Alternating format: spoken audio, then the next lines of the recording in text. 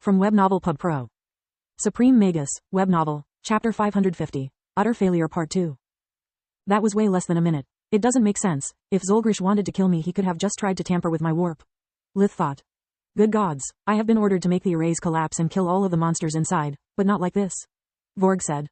A whole ancient lab, centuries of knowledge, all lost forever. What the heck happened down there? I have no clue. Lith lied through his teeth. After defeating the leader of the Ballers, I had no strength left to fight the orc shaman. Between his powerful purple crystal, his mutated minions, and their magical weaponry, I had no chance by myself. A shaman with a purple crystal? Vorg said. Was he tampering with the arrays? I don't know. I was too busy saving my skin. All I know is that he was using his crystal to seize control of the facility. Lith replied. Damn it, why didn't you tell us earlier? My spell and his meddling must have triggered a domino effect. Now there is nothing we can salvage. With all due respect, sir, I stated in my earlier report that there was a shaman.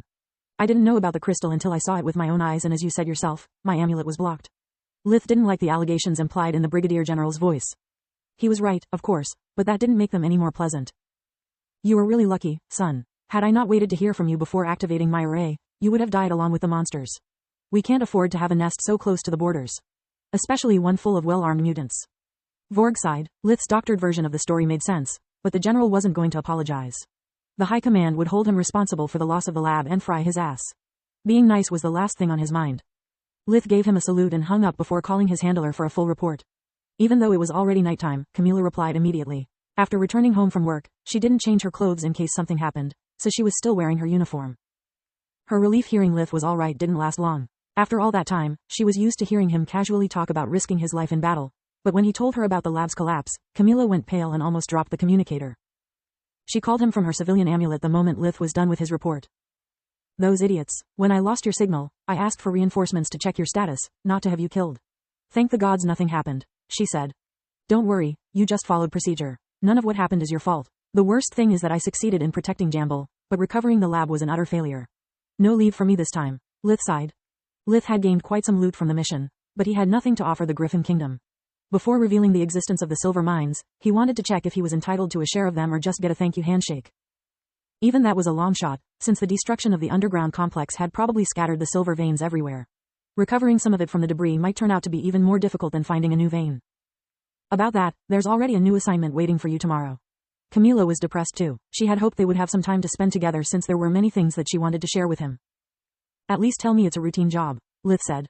I don't want to jinx it, so I'll just tell you what I read. A local noble, Viscount Crame, has hired an entire adventurers guild, allegedly to protect his household and properties during the winter lockdown. The city lord called the army a week ago, saying that Crame was using his private army to harass the citizens of Xantia and ignoring the local constables. We haven't heard from him since then, so it's up to you to go check on the situation. Great, a normal case again. With my luck, this Crame is trying to resurrect an ancient god, or maybe an abomination has replaced him and is building an army of greater undead. Lith said. His ridiculous scenarios made her giggle. At least until she remembered Thrud's scheme, the Black Star, and suddenly they didn't seem so far-fetched anymore. Wouldn't you like to talk about something more cheerful? She said while taking off her jacket and letting her hair down. Like what? I have yet to report what happened to Lord Wyalon, then I have to find a place to sleep before diving into the next mess this job has in store for me. I even have our big talk waiting for me in Bellius. You'd find more cheer in a graveyard than in my life. Like the fact that my first day as a field assistant went great. She replied with a smile. Oh, shit, sorry Cammy, I completely forgot. Or about the fact that I keep practicing my cooking. Camilla cut him short. She had risked losing him too many times in a single day to care about such a small matter. I work from 9 to 5 and then return to the safety of my own home, whereas Lith is on a deadly clock 24/7. She thought. Gods, I'm all sweaty from the stress. Let me take a quick shower and then I'll call you back. No need, I want to hear everything about your first day on the job. I'll gladly keep you company, Lith said after making sure that he was completely alone. Did you miss me so much or are you just a pervert? Yet she didn't wait for his answer before bringing the amulet with her in the bathroom as she undressed. The following day, city of Xylita. Going back to her hometown was never easy for Camilla. Thanks to its flourishing commerce, Xylita was the smallest city in the Keller region to have a warp gate. It was far from being a metropolis and it was resistant to changes as well as its inhabitants. Camilla had many memories from the time she lived there, but none happy. She would return solely to visit her sister, Zinnia, and it wasn't an easy feat. The two sisters loved each other, but Zinnia's marriage crippled her more than her blindness ever could. Her husband, Falmug, forbade her any social relationship without his supervision.